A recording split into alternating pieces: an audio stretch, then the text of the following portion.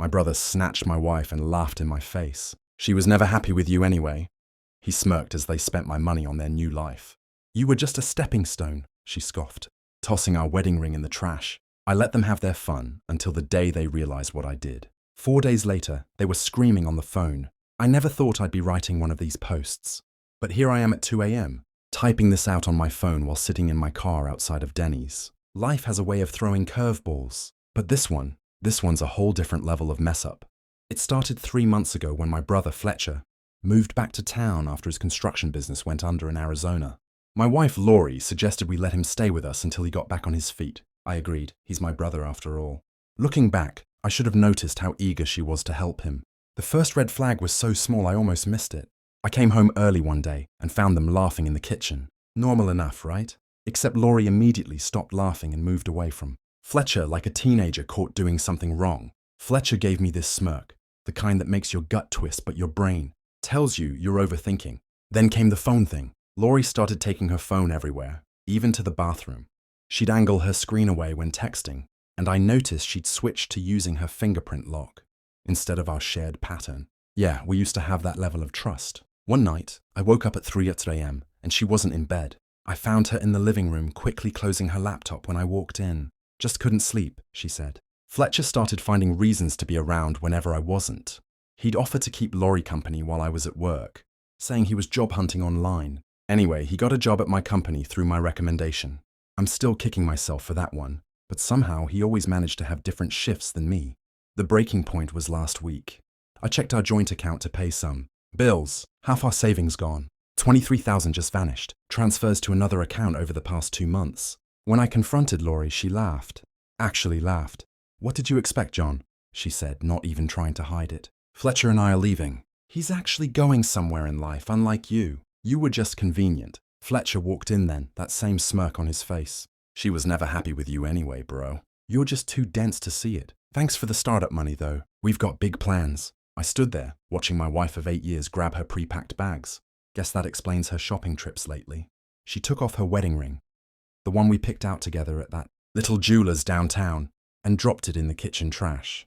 You were just a stepping stone, she said, walking out. They thought I'd explode, yell, maybe try to hit Fletcher. But I just stood there, calm as could be, watching them leave. Fletcher looked almost disappointed at my lack of reaction. What they don't know is that I've known for weeks, and I've been planning. See, while they were busy playing their little game, I was playing one of my own. Every late night at work was me gathering evidence. Every guy's night out was me setting things in motion. They think they're so clever, but they have no idea what's coming. I'm not going to rage or beg. I'm not going to drink myself stupid or key their car like they probably expect. No, I'm going to do something much better. Something that will make them regret ever thinking. They could play me for a fool. This is just the beginning. They're probably celebrating right now, thinking they've won. Let them have their moment. In a few days, they'll understand exactly what kind of man they decided to cross. I've got more to share, but it's getting late, and I need to make some calls tomorrow. This isn't over, not by a long shot. I'll update when the next phase begins. Edit, thanks for all the support and the comments. To those asking if I'm okay, I am. Better than okay, I'm focused. Update. It's been a week since my last post, and I can't thank everyone enough for the support. After Fletcher and Laurie's betrayal, I promised you all I wasn't just going to roll over. Here's what's been happening. Remember how I mentioned Fletcher's sudden lifestyle, changes, the new Audi, the expensive vacations, the designer clothes? Well, it turns out my dear brother wasn't just stealing my wife. He was stealing from his company too. And Laurie? She was helping him every step of the way. I started noticing things were off about 6 months ago. Fletcher would constantly brag about his side hustles and investment wins, but something didn't add up. He was living way above what his salary could support, even with the overtime he claimed to be working. Then I caught him slipping up during a family dinner, talking about a trip to Miami he took during a week he was supposedly working late on a big project. Here's where it gets interesting. Being in the same industry meant I knew exactly what projects he was working on. The numbers he bragged about didn't match what I knew about contract value. Small inconsistencies at first, but they started adding up. I kept my mouth shut and started documenting everything. Every time Fletcher mentioned a project, I'd make a note.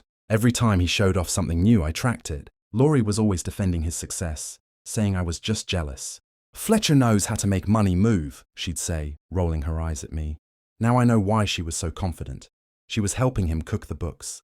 The real kicker came when I found receipts in our shared cloud storage that Laurie forgot to delete. Invoices for materials that never existed, padded expense reports, fake vendor payments, all funneled through shell accounts. They weren't criminal masterminds. They were just sloppy and arrogant. I spent 3 months building a file.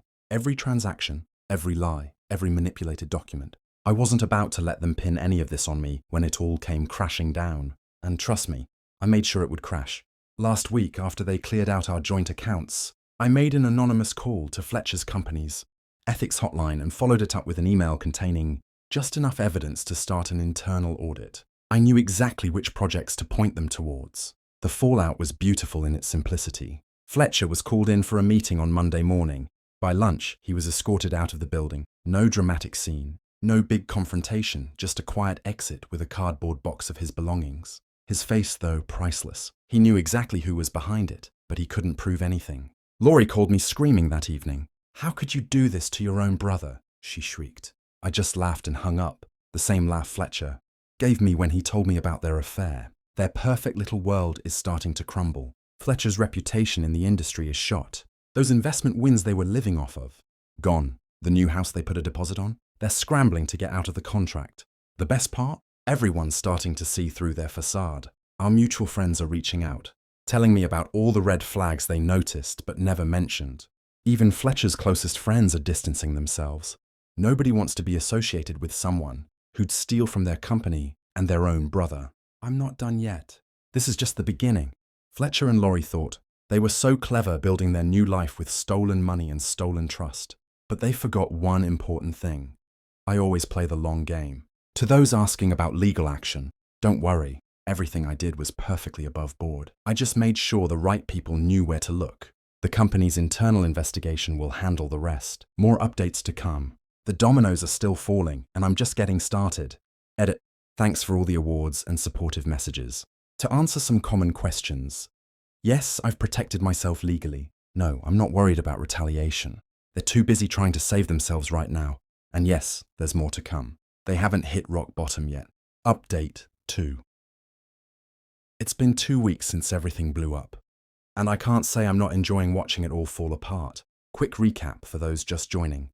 My brother Fletcher and my wife Laurie betrayed me, stole my money, and tried to build their perfect life together. Well, karma's been working overtime lately. First, let me tell you about last Thursday. I was having my morning coffee when my phone started blowing up. Apparently, Fletcher and Laurie were having a massive screaming match right on their front lawn. My next-door neighbor, Tanya, who's been keeping me updated, sent me a video. There was Fletcher, still in his pajama pants, yelling about how they're completely doomed and how Laurie promised this would work out. Laurie was throwing his clothes onto the lawn, screaming about how he ruined everything and she gave up a good life for this. The best part? All the neighbors were watching. Some even had their phones out, recording the whole thing. Fletcher and Laurie didn't notice. They were too busy airing their dirty laundry for the whole neighborhood to hear. Tanya told me Laurie was screaming about how Fletcher promised her a better life, but now they can barely make rent on their crappy apartment since he lost his job. Remember how they drained our joint account and Fletcher took out loans using our shared family business credit? Well, it turns out living large on stolen money only works when you have a steady income to back it up. Without his job, those loan payments are crushing them. They tried getting help from our family, but that door slammed shut when I showed everyone the proof of what they did. My cousin sent me a recording of Fletcher calling our mom, begging for money. Mom's response? "You made your bed with my other son's wife. Now lie in it." Click. That's my mama. Always had a way with words. Last weekend was our annual family barbecue. Guess who wasn't invited? While I was there enjoying Mum's famous potato salad, Fletcher and Laurie were probably eating ramen in their apartment. Our Aunt Martha, who always loved Fletcher, came up and hugged me, saying she was so sorry she didn't see his true colors sooner. The family support has been overwhelming. Turns out blood isn't always thicker than water, especially when you betray your own brother. Laurie tried reaching out through Instagram last week. "John, can we talk? I made a huge mistake. I left her on red." Then she started posting these sad quotes about regret and second chances on her story. Fletcher must have seen them because he went on a rampage on Facebook, posting about how she's ungrateful and just as bad as her ex, meaning me. Real classy, bro. The cherry on top? They had to sell the new car they bought with my money. I drove past them yesterday in my new Ford F-150. Bought it with my recent promotion money. Turns out focusing on work instead of revenge actually pays off. They were arguing outside a payday loan place. Fletcher looked like he hadn't shaved in days, and Laurie, well, let's just say that designer wardrobe she blew, my savings on isn't looking so fresh anymore. Their relationship is crumbling faster than a sandcastle at high tide. Tanya told me they've been fighting every night. Apparently, Laurie found out Fletcher's been messaging his ex on WhatsApp, probably looking for his next upgrade. The irony would be hilarious if it wasn't so pathetic. I heard through the grapevine that Laurie's been asking around about job openings. Her Instagram influencer dreams aren't paying the bills. Shocking. Absolutely no one. Fletcher's been drinking more, according to my cousin, who spotted him at the local bar, drowning his sorrows and telling anyone who will listen how life's unfair. The best revenge? I didn't have to do anything except let them self-destruct. Well, maybe I helped Karma along a little by making sure everyone knew the truth, but they did most of the heavy lifting themselves. Tomorrow they're meeting with the bank about their defaulted loans. I know because Fletcher drunk texted me at 2 a.m., alternating between threats and begging for help. I didn't respond. Some bridges aren't worth rebuilding. I'll update again soon. Something tells me this house of cards isn't done falling yet. Edit. To clarify, no, I won't help them. Just this once, actions have consequences, and they're finally facing theirs. Final update. It's been about a month since my last post, and wow, things have really hit rock bottom for Fletcher and Laurie. I honestly didn't expect it to spiral this far. But here we are. Let me start with last Tuesday. I was grabbing coffee at that small place near our old neighborhood. When I ran into my cousin Sarah, she told me Fletcher had been calling everyone in the family, desperately trying to borrow money. Apparently, they're 3 months behind on rent for their fancy apartment, and the landlord's threatening eviction. The best part? They can't even afford to move out. The karma train wasn't done yet. Remember how Laurie always bragged about her amazing job prospects? Well, her new workplace caught wind of how she helped Fletcher steal from his previous company. No criminal charges, but word gets around in our small town. She's been shifted to entry-level tasks, and her promised promotion, gone. Fletcher showed up at my door last week, completely drunk. He was a mess, unshaven, wearing the same wrinkled polo shirt I'd seen him in at Mum's house days before. "John, you got to help me out," he slurred. "Just a few grand to get back on our feet. I'm your brother, man." I just stood there watching him sway on my porch. "Remember what you said when you took my wife? She was never happy with you anyway. How's that happiness working out now?" He tried to play the family card, talking about how Mom was worried sick about him, the same Mom he'd been avoiding since she found out what he did to me. I shut the door in his face. Later that night, he spam called me from different numbers, leaving increasingly angry voicemails about how I'd ruined his life. The real kicker came 3 days ago. Laurie texted me, "Can we talk?" I made a huge mistake. I actually laughed out loud when I read it. She followed up with a long paragraph about how she'd been confused and Fletcher manipulated her.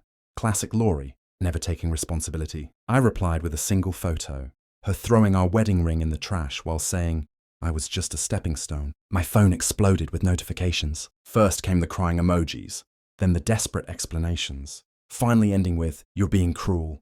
John, this isn't you." "No, Laurie, this is exactly who I am. The person you thought you knew." That was the stepping stone.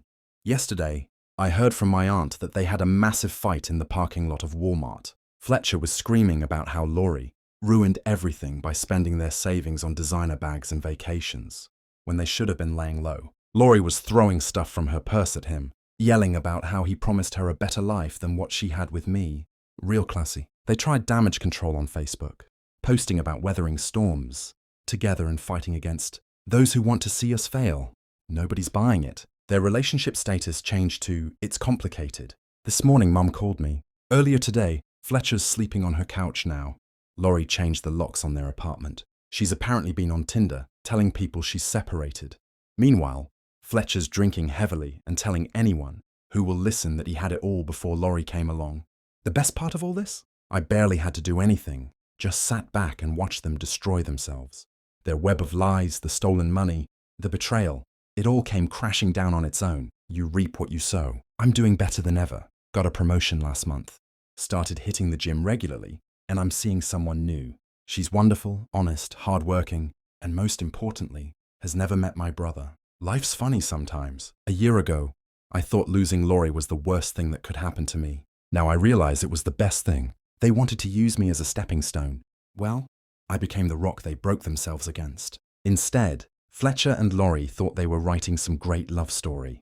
Instead, they're living out a cautionary tale about karma. And me, I'm just enjoying the view from higher ground. Edit. Thank you all for the support throughout this journey. For those asking, no, I won't help them get back on their feet.